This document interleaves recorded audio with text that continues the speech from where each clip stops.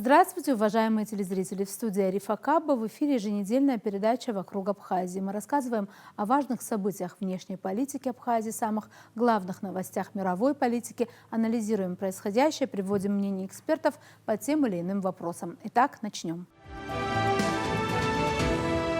В самом начале месяца в Сочи прошла встреча министров иностранных дел Абхазии и России Олега Барцыца и Сергея Лаврова. Это уже вторая встреча двух министров за относительно короткий период. Напомним, что до этого они встречались в Москве 6 июня. В своем вступительном слове глава внешнеполитического ведомства России Сергей Лавров поздравил народ Абхазии с праздником Днем Победы и Независимости, а также отметил, что в последние недели отмечали серию других важных вех: 17-летие международного признания независимости, установление дипломатических отношений между нашими странами и заключение договора о дружбе, сотрудничестве и взаимной помощи. Сергей Лавров сказал, цитата, что со своей стороны будем и далее оказывать суверенной независимой Абхазии комплексное содействие в ее развитии, обеспечении безопасности. Это всецело отвечает интересам наших народов, сказал он. Также он выразил интерес к нескольким официальным зарубежным поездкам главы МИД Абхазии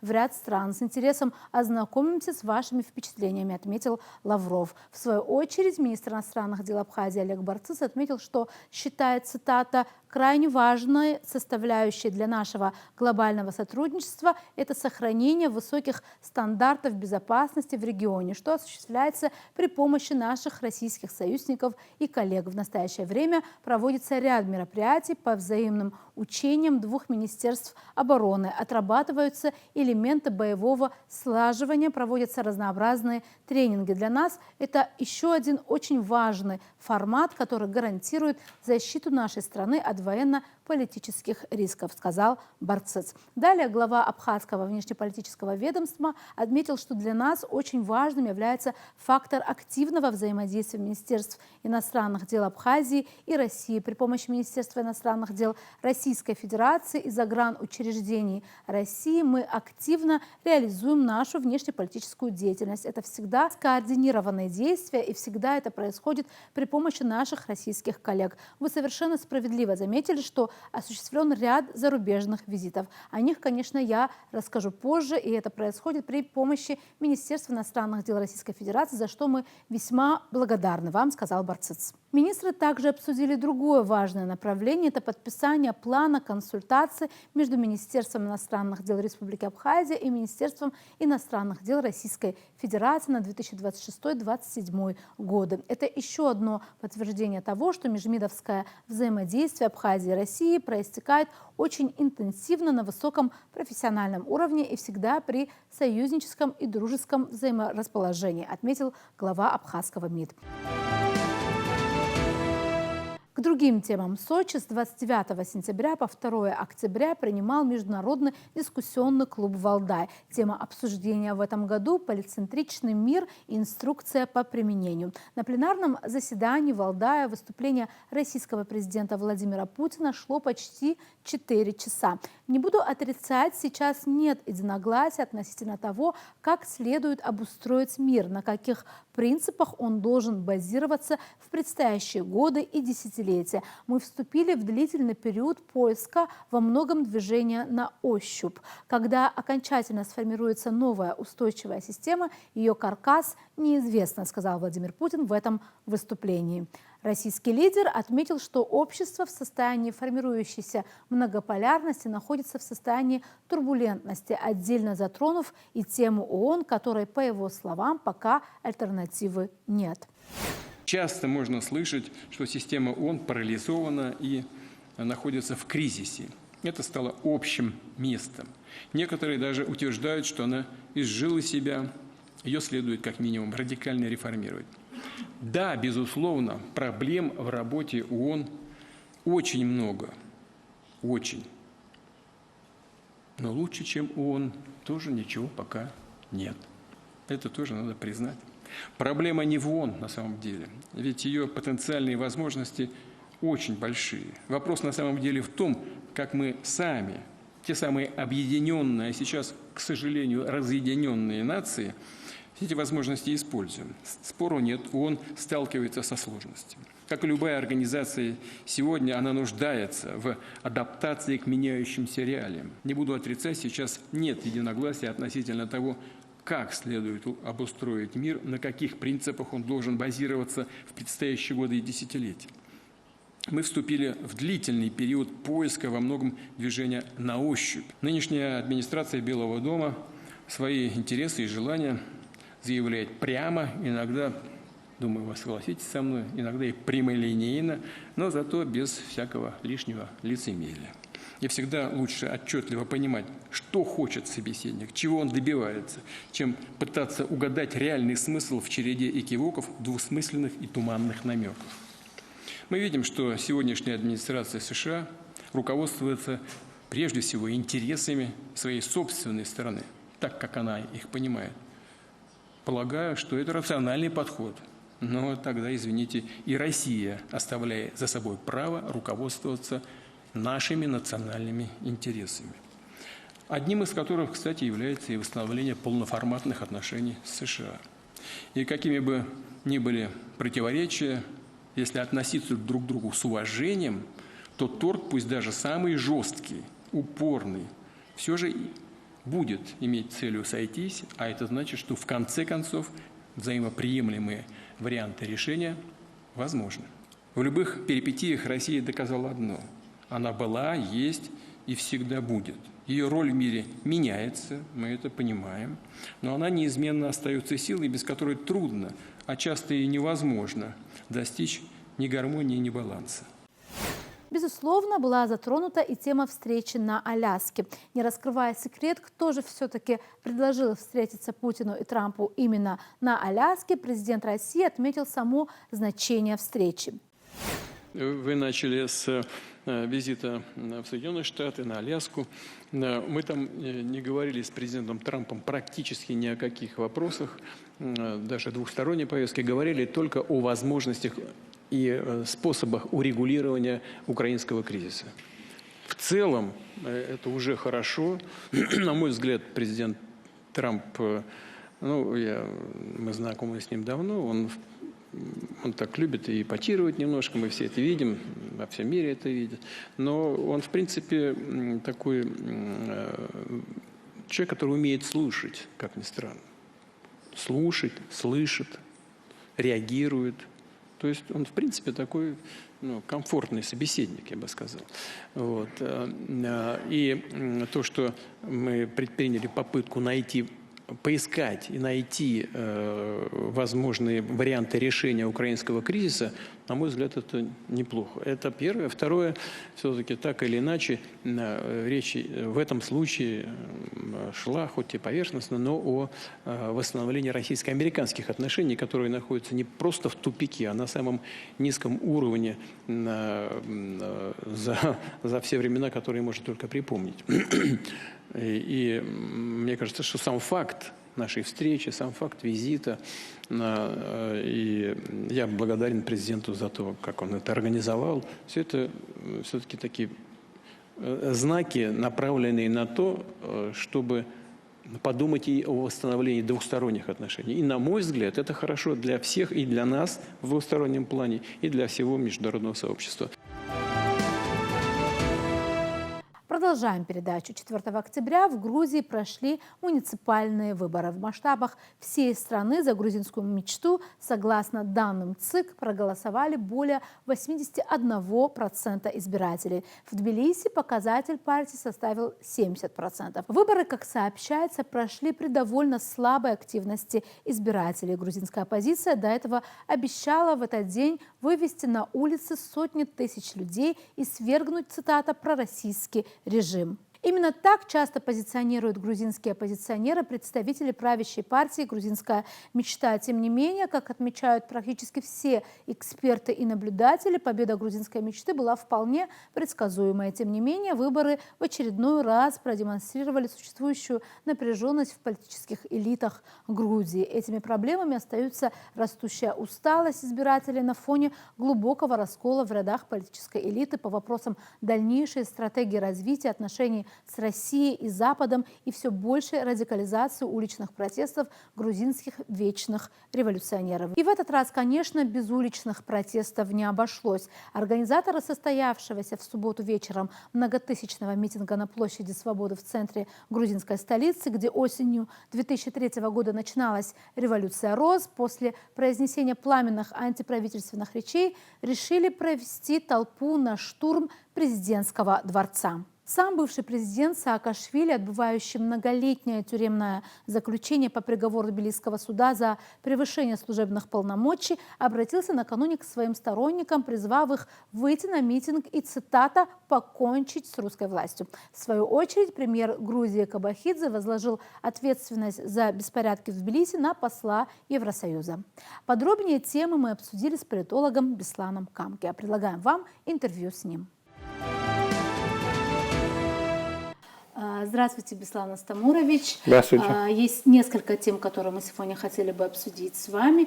И в первую очередь, наверное, это встреча министров иностранных дел в Сочи, это главы нашего МИД Олега Барцыца, главы российского МИД Сергея Лаврова. Как вам кажется, какие бы тут вы моменты тезисно отметили бы в этой встрече?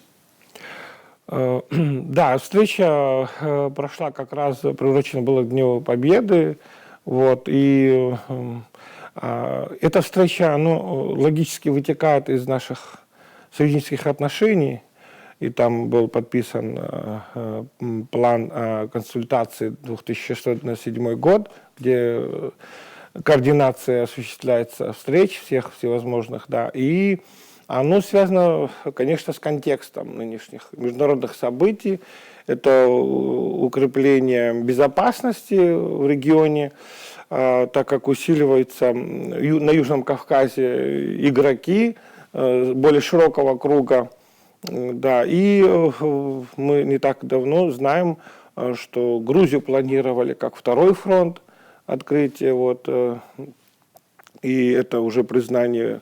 Даже признаются в этом и политические круги в самой Грузии о том, что это было осуществлялось. И на сегодняшний день тоже риски существуют о том, чтобы, скажем так, переформатировать существующие реалии. И поэтому в плане безопасности тоже заходила речь, и в плане экономического, социального аспекта они тоже были затронуты.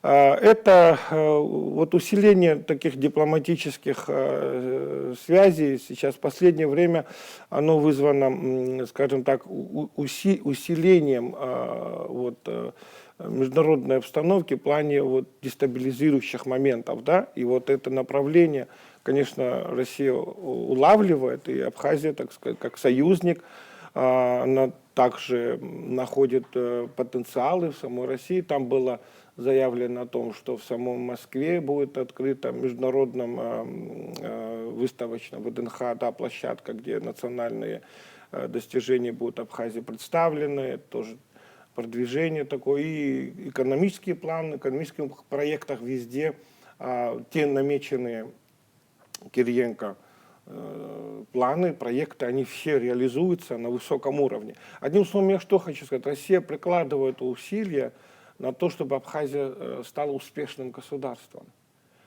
Все эти попытки, все встречи, все проекты, усилия, которые прокладываются в последнее время, я наблюдаю над этим, да, мне кажется, что это принципиально для России, Абхазию сделать таким, и она входит в национальные интересы самой Абхазии, естественно, сделать успешным государством. Очень интересно. Да. А теперь хотелось бы перейти к теме международного дискуссионного клуба «Валдай», который несколько дней проходил в Сочи. Да? Он и там, скажем так, кульминационным моментом стало выступление фактически 4-часовое на Валдае президента России Владимира Путина. Тут, что бы вы отметили важного, скажем так, и для международной повестки, и, может быть, для региональной тоже? Да, это событие важное по содержанию, оно-то 22-е по счету, это дискуссионный клуб, да, там неформальная обстановка, хотя присутствуют высшие лица, высшие руководители, в данном случае Владимир Ильич Путин с докладом, выступил довольно содержательно, и, в общем-то, есть там и смелые суждения, отвечающие вызовам современности. Вот если так вот сказать, ощущение такое возникает у меня, что вот валдайская встреча, вот дискуссия и результаты о ней, да, и впечатление, которое осталось от нее, оно как бы продолжение вот этого шанхайского форума. Дух Шанхая, вот, да, дух шанхайского форума, он нашел продолжение вот в этом дискуссионном клубе, и вот суждения, мысли, которые там были высказаны, она нашла продолжение, развитие вот в этом дискуссионном клубе в Сочи состоявшемся, да. О чем там идет речь? Идет о том, что, да, мир стал сложным. Мир стал сложным. Турбулентным, да? Да, и вот политические круги, истеблишмент, он довольно-таки не отвечает сложности среды, и это глобально, можно так сказать, да. Вот. И те подходы в разрешении, скажем, проблем международных, да, которые были до сегодняшнего дня, они устарели. Это, можно так сказать, вот законы физики, если решат какие-то проблемы, да, в физическом мире, да, есть квантовая физика, квантовая механика, да, то есть это еще более сложные, да, процессы, закономерности. Вот образно Владимир Владимирович Путин как раз-таки применил понятие квантовая механика, потому что оно вот требует именно таких подходов, сложных подходов в сложном мире. Полицентричный мир – это сложный мир.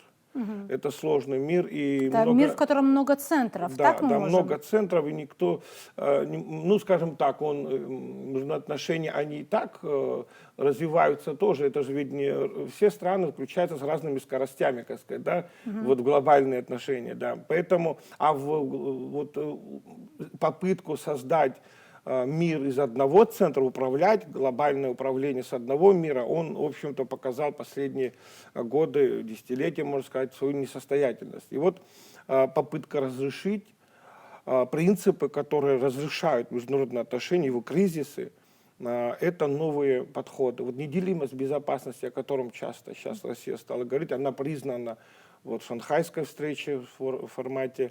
Вот, оно просто отвечает потребностям, современным потребностям. И вывод был сделан такой, вот в этом дискуссионном клубе, вывод был сделан такой, который, в общем-то, является, ну, очевидным, что ли, что международное напряжение, международный кризис, он настал из-за кризиса внутренних государств, участников международного процесса. Это страны Запада. Это страны в основном Запада, потому что они вели, как бы скажем, международную повестку, они определяли. И они оказались в кризисе. И вот оставить за собой право лидерства, сохранить его, продолжить его искусственного, в большей части, они стали нагнетать обстановку в образе врага, в образе России, в частности. Да? Вот. И мы это видим, как это усердно осуществляется, именно такая попытка. То есть перенести внутренние противоречия, внутренние конфликты, внутренняя неспособность отвечать, решать внутренние проблемы, сложные, социально-экономические, я имею в виду в первую очередь, они как бы переносят за контур своего государства, за контур национальных государств, переносится, и вот мобилизационный фактор, как говорится, образа врага, он срабатывает. То есть настало время, можно сказать, мысль, которая высказана с 40-летней давности, опять-таки это было сказано госсекретарем Соединенных Штатов в 80-х годах, я сейчас не помню, кто это именно был, но он сказал следующее, что есть вещи поважнее мира. И это имелось в виду, что призывы, лозунги мира, да, они не мобилизуют так мощно, как призывы обуздания агрессии, или же удовлетворения агрессии, или вот создания образа врага, вот они и мобилизуют больше, как сказать. Ну, это опасная игра, о чем было сказано в докладе вот у Владимира Владимировича Путина, что это не приводит к разрядке, к устойчивости мира, это опасная игра, и она заводит нас. И поэтому здесь был сделан очень важный вывод о том, что мир должен быть, уже наступил полицентричным, а полицентричный мир требует еще большей дипломатии, можно сказать, возвращения классической дипломатии. где принцип взаимности, уважения, они становятся внимание, вот именно уделение большего контекста исторического, культурного, да, при взаимоотношениях, да, всегда учитывать. А оно ведь сменилось. Вот эта классическая дипломатия, она ведь сменилась на монополярную, да, когда диктуют одни, когда есть иерархия, да, с позиции иерархии, да, дипломатия основана на иерархии, оно вот, в общем-то, приходит вот в кризис. Оно и привело к кризису. Поэтому возвращение к классическим идеям дипломатии, да, международных отношений, ренессанс, вот это вот, да, где учитываются национальные особенности, где учитывается культура, традиции. Можно сказать так еще, возвращение этики в международные отношения. Не только право, не только политика, но и этики. Кстати говоря, эта шанхайская встреча прокладывает эту дорогу. Почему этика? Потому что этика позволяет упреждать или улавливать многие противоречия, многие то, что невозможно исчислить. Потому что, знаете, вот так получается в мире, что и кто-то один из мыслителей сказал, что если нашему миру суждено погибнуть, она погибнет из-за расчетов. Потому что расчеты не могут охватить все и вся. И абсолютизация расчетов, они основаны на эгоистических интересах часто, да, они приводят к кризису, вот именно кризис. И вот возвращение этики, морали, как бы это звучит, может быть, не совсем реалистично. Да, фантастично да, немного. Но шанхайский дух и эти страны действуют именно так. Я сейчас вспоминаю высказывание министра иностранных дел, когда он охарактеризовал внешнюю политику Соединенных Штатов. Был такой момент какой-то напряженный. Он оценил поведение Соединенных Штатов во внешней политике как бессовестную. Обычно в дипломатии это не звучит, но это реальность. Вот категория совести, морали, они могут, в общем-то, спасти нынешнюю ситуацию, именно могут проложить новые взгляды, новые видения. Потому что, сейчас повторяю, что международные отношения нельзя измерять только экономически, только прагматически, только, как я вам сказал, как бы это сказать, с точки зрения каких-то расчетов, да. Знаете, это более тонкая вещь, мне кажется, да. И это открывает новую теорию, кстати, международных отношений, новую практику. Большое спасибо. Теперь хотелось бы поговорить и о другой теме, о том, что недавно вот прошли выборы в Грузии муниципальные. В принципе, тут ничего нового не случилось, как и ожидалось. Грузинская мечта выиграла эти выборы, зато они, как всегда, вышли, как мы знаем, были опять-таки волнения, были протесты на улицах. Дошло даже до того, что премьер Кобахидзе, он обвинил посла ЕС в том, что вот это, условно говоря, они вывели людей на улицы, это их инициативы, это их политика. Да. Как вам кажется вообще, о чем это говорит, что там происходит?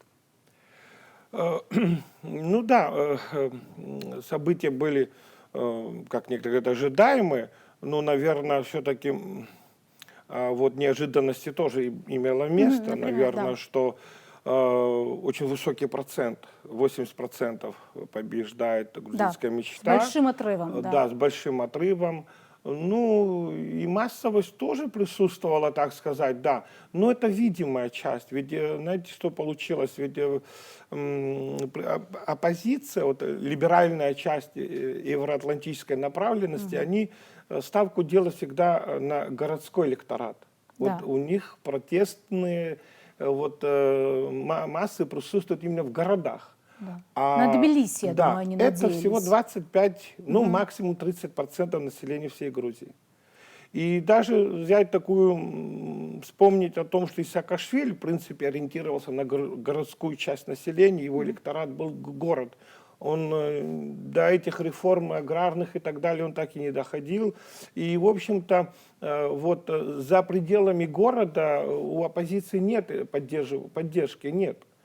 И вот, ну, когда картины снимают, на кадры попадают именно площади, город, вот, и кажется, что вот имеет массовость какой-то поддержки именно оппозиции. На самом деле мы имеем две Грузии.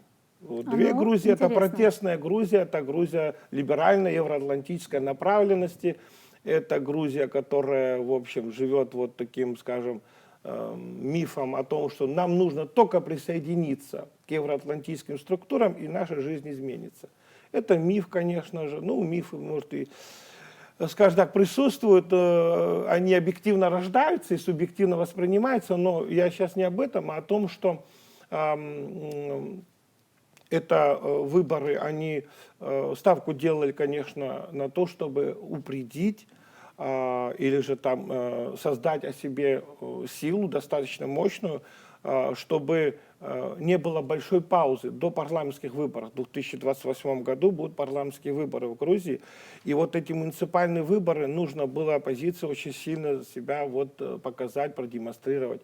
Но теперь они, ну, скажем так, сделали такой вывод. Это сейчас последний раз, я сейчас последнюю информацию услышал о том, что они заключили вывод такой, что здесь выборы проводятся нечестные, несправедливые, с участием административного ресурса. Ну, если это так, то тогда мы будем использовать митинги.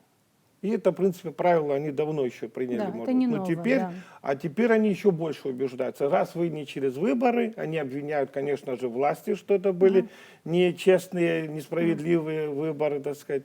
И теперь они будут ставку делать на силовую ставку, на митинги. То есть, вот, так что я хочу сказать, что да, эти выборы показывают очередной раз, что общество раскачивают сильно, да.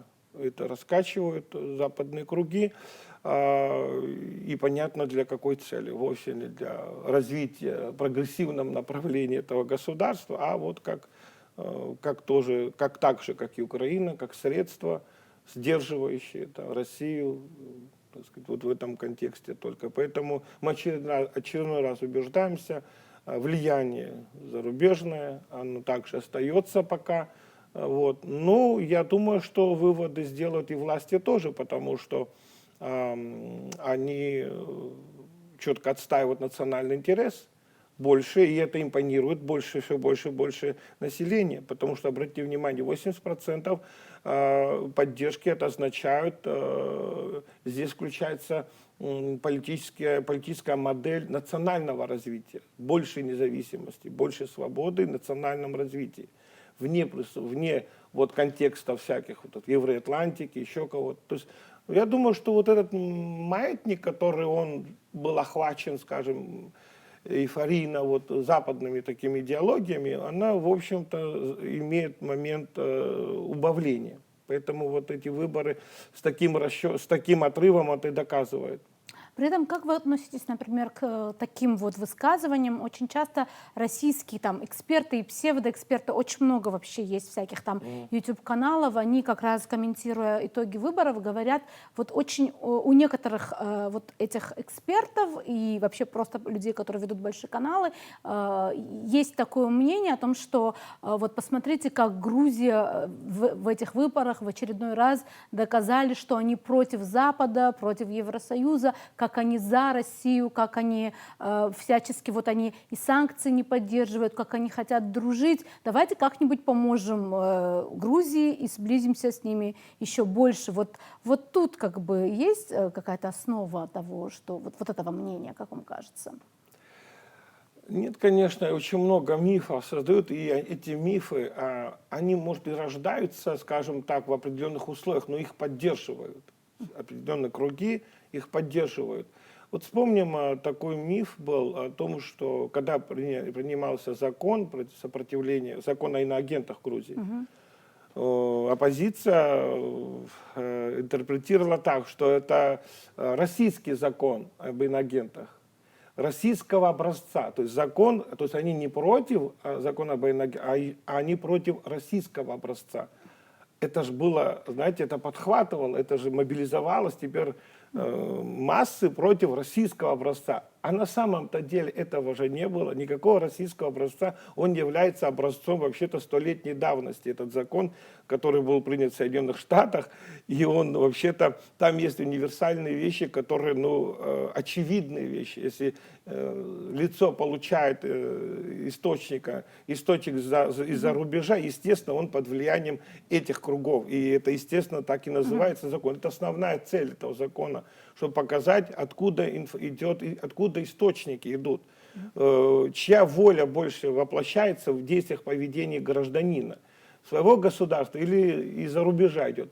И когда люди потом убедились, что никакого российского образца там нет, и этот миф был вот так поддержан, только добавить нужно немножко, и миф имеет устойчивость, оно управляется этим мифом, да, народ. И вот такого рода, сегодня мы видим все эти события, оценки даются с этих позиций. И национальные интересы это какие, если так взять? Это где сочетаются публично-частные интересы, где сочетается исторический культурный контекст, где сочетаются естественное нахождение страны.